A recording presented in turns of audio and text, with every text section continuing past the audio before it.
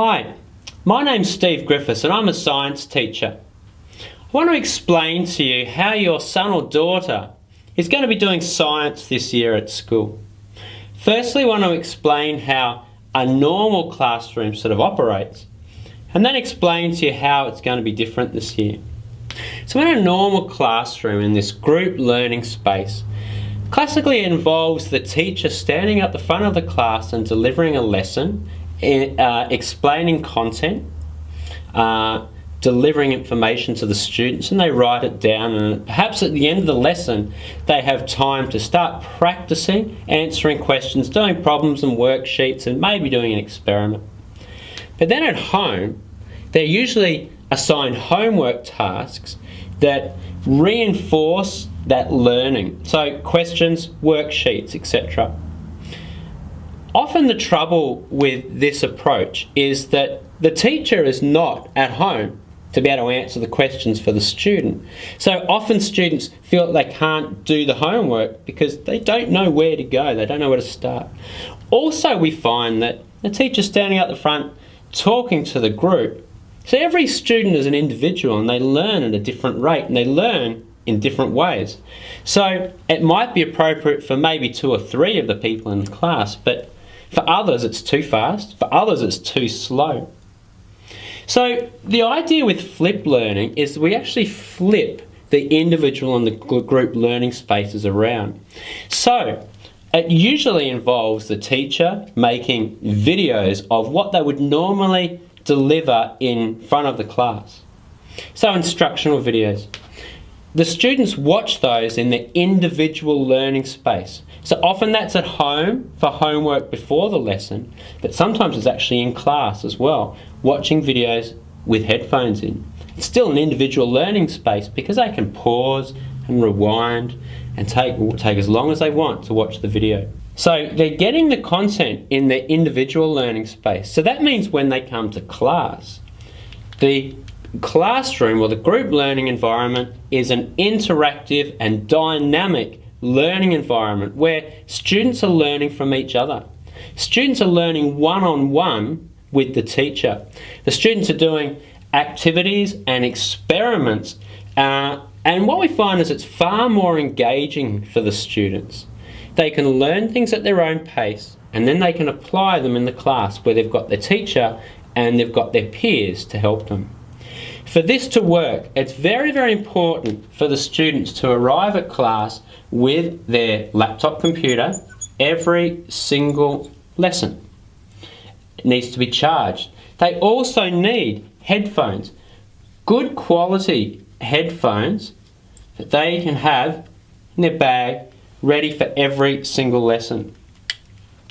Often there is homework assigned, but that homework, do not be surprised if that homework involves watching a video. They have a number of different ways that they can access the videos. The most important way is through what we call the Learning Place. The Learning Place is part of Education Queensland, but it's web-based, so they can access it anywhere where they've got an internet connection. But if the student can't access it via that for whatever reason, they can also access my videos via YouTube and also via ClickView. And ClickView they've got a subscription to as part of the school.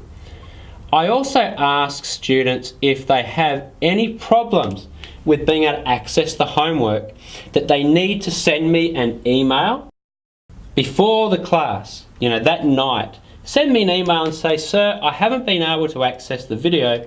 Please help me out." And I'm either going to email them the video, send them a link, problem solved for them. Email the teacher if there's any issues. I understand there's some students who don't have internet access at home. What we can do though is arrange for all of the videos to be available on a USB. And so the students can access those, so there's really no excuse. When the students watch the videos, they actually need to do something called WISC. And that stands for Watch, Summarise, and finally, Question. It's not enough for the student to have the video on in the background whilst they're watching cat videos or playing Minecraft. They need to have all of the other tabs closed and focus on watching the video. I want the students to watch the video twice. The first time, just watch it through without distractions, just listening. The video is only going to be 2, 3, maybe 4 minutes. And then I want them to watch the video again. And the second time, I want them to pause and write a summary as they go. When they get to the end of it, I want them to have a question, either a question they want to ask their teacher the next lesson that they don't understand, but it might also be a question they want to ask their buddy. You know, I understand this really well, I'm going to have this question I'm going to ask my buddy. That's fine, but we're going to check when students get to class the next day, is that they've watched the video, and we've got evidence of that because they've written a summary and they have a question. It's very, very important for students to do this homework for this group learning environment to be able to work. This approach works exceptionally well. We did some research last year and got perceptions, students' perceptions, and the students' perceptions were overwhelmingly positive. We also tracked student performance, and we've seen a significant improvement in student performance since we've been using flipped learning. It absolutely works. It works only if students come to class prepared with all of the equipment they need, plus having done the homework. So I ask for your assistance in ensuring the students have these things and that they're doing that homework. I'd really, of course, if you've got any issues, please contact your teacher directly via email, and they'll be very happy to help you out.